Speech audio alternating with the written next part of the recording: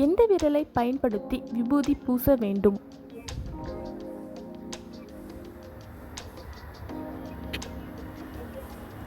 நடுவிரல்.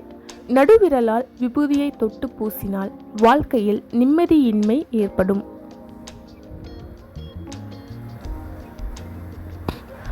ஆள்காட்டி விரல். ஆள்காட்டி விரலால் விபூதியை தொட்டு பூசினால் பொருட்கள் நாசமாகும். கட்டை விரல். கட்டை விரலால் விபூதியை தொட்டு பூசினால் தீராத வியாதி ஏற்படும்.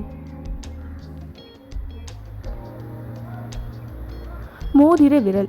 மோதிர விரலால் விபூதியை தொட்டு பூசினால் வாழ்க்கையில் மகிழ்ச்சி ஏற்படும்.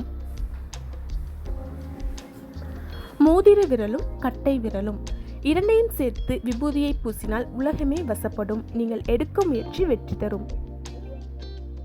இனிமேல் இப்படி செய்து பாருங்கள், வாழ்க்கையில் வெற்றி கிடைக்கும். இந்த பதிவு உங்களுக்கு பிடித்திருந்தால் லைக் செய்யவும், மேலும் இது போன்ற பல பயனுள்ள பதிவுகளை பெற ரைட்டிங் வித் இன்ஃபோ தமிழ் சேனலை சப்ஸ்கிரைப் செய்யவும்.